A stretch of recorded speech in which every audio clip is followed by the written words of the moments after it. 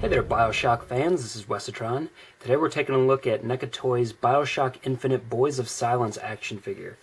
These just came out fresh in 2013. As far as I know, they weren't really circulating in 2012, except for maybe in parts of Asia.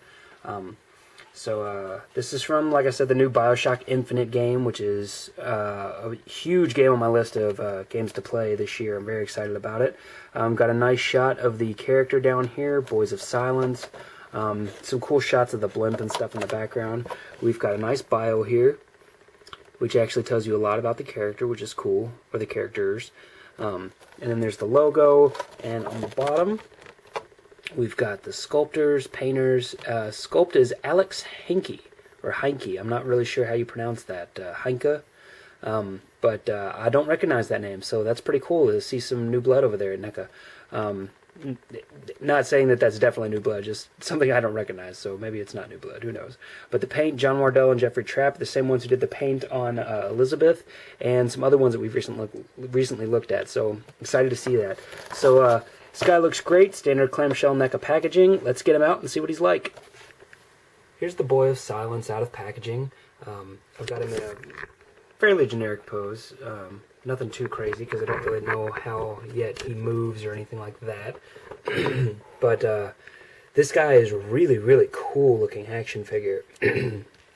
Very, very, very nicely done. Sculpt, paint, everything. Really, really top notch. The sort of experimentation that they started doing with like rust and brass and things like that with the first Bioshock figures. They've really kind of perfected, I think, on this. I mean, you can look and see how impressive this thing looks. I mean, this looks like metal. Very, very nicely done with some nice kind of green oxidation or something forming on edges. Very, very nicely done. The trumpets that are on the sides of his ears actually go... You can see they sculpted them so they don't just stop there. They kept the illusion alive by sculpting all the way through. So there's not... Yeah, no light, actually. It doesn't go all the way through the head, but it's very, very cool. This padlock here is very cool because it's separate. It's on its own little, I guess, just separate part of the sculpt, so it can hang and stuff like that. So that's pretty neat. There's nice ribbons painted here. Tying the leather parts would have this great stitching on them. I like the way that they're kind of... drilled, this like little cape here is sort of like screwed into the helmet. Very, very cool. Big straps you can see that go from the front to the back, kind of holding this big apparatus on. Mud splatters here on the pant leg as well as the jacket. Very, very, very cool. Dirty fingers. Nice striations in the hand. Brass buttons, the washes, everything looks really, really nice. I really dig the socks. They did that like kind of corduroy style ridge socks, and they did a great job. They even have like cross hatching on them going up. It's incredible. And then the boots also have the brass rivets on them. Very nice. They look like kind of old worn leather boots. And the bottoms are not detailed but do have a peg hole. There's a peg hole on Elizabeth. Well, I didn't mention that, but... So very, very cool. Articulation-wise, this guy's got a ball-jointed top section here, whatever you want to call it. So a little bit left and right. You know, it's hindered a little bit because of the design here. Sorry about that. The battery I was using died. So nice, nice overall rotation. Forward about that far. Back about that far. Good tilt side to side. So very nice. Got swivel hinge shoulders. Go out about level with the shoulder blades, I would say. Even if you could go any higher, it would bump against this, so that's nice. We've got swivel hinge elbows, close to 90 degrees, but not perfect. Well, that one's actually almost perfect. This one is a little... No, that's about 90 degrees, too. And great rotation there. This one does have ball-jointed wrists, for sure. So very nice movement there. I really like the look of this hand, and I like how you can bend it in and out. This would be a great zombie hand if anybody was trying to do customs. So, you know, cool stuff. This jacket is a separate rubber piece, which is very nice because You can almost not tell, but there's a ball jointed waist up in there. It just, in the package, you know, like that, I just assumed there was nothing. But you can see there's a little bit of a shadow there because they included a nice ball joint in there. So he's actually got a lot of range of motion there. And this is actually kind of neat. I noticed this earlier. Once they got up to a certain point, for one, they stopped doing the shadowing there, or like the wash. And then as you get further up, they even stopped painting it. Like, it goes from white to like dark, like black almost. So that's pretty funny. So in addition to the tilt, there's also rotation there, which is very nice. You got DCUC style swivel hinge hips. NECA's used these quite a bit and to great success. They have a great outward motion, as you can see, and forward is great, and back is great too, because they don't let the butt pack get in the way. So that's very nice. We've got swivel hinge knees, and they're a little bit hindered on both sides by the design of the shorts. If you did want to customize these, you could probably, because the joint goes up in there, you could take just a little bit off the back of the shorts here, and you would get a much better range of motion.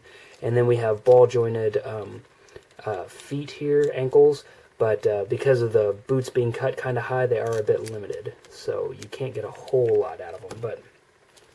But overall, pretty cool. This is another somewhat no-frills action figure, similar to Elizabeth.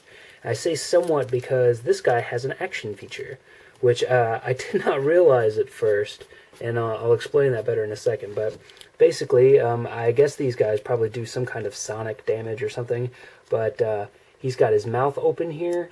You can see inside there's like a lever, like this slides up and down, and when you turn his trumpet here, I guess, you can see he opens his mouth and then sticks his bottom jaw or tongue, whatever you want to call it, out, I guess for screaming. And then when you turn it back, you kind of have to unlock it because it sort of locks in place at first. But then you turn it back, it'll go all the way back in. So very, very cool. And there's nothing that I saw about this in the packaging.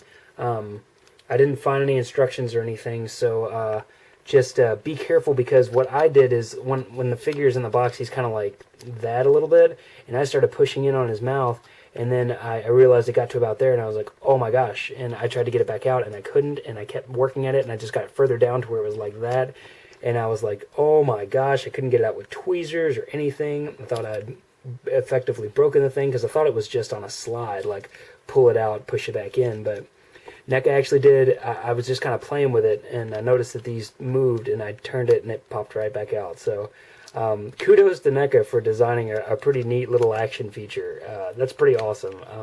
I'm just sad that they didn't include anything to let us know. So that's what I'm letting you guys know now. If you push the mouth in, it's okay. Just turn the ears, boom, fixed. So very, very cool. That's pretty much it on this guy. He's an outstanding looking action figure. I definitely highly recommend him. When he starts hitting in stores, I assume he's going to be about $15 to $16. Like I said, I think I got him and Elizabeth together for about $30 before shipping. So probably around, I think it was $38 overall, maybe even less than that. Or maybe it was $30 overall. It seemed like a really good price at the time, but just give you another quick scale shot. So you can see he's much taller than Elizabeth is. So he looks more like a standard size male, and then with the huge apparatus on his head, you know, obviously he looks enormous. So very happy to have these figures. I can't wait for the game. I'm very excited to see what it's going to be like. The story is just incredible from the first two games, so can't wait to see what's up next. If you guys have any comments or questions, please feel free to put them in the box below. I'll be glad to answer you in any way that I can, and if I can't, like I said, I'll do my best to fake it. So thanks guys for subscribing, thanks for stopping by, and I will talk to you later. Bye.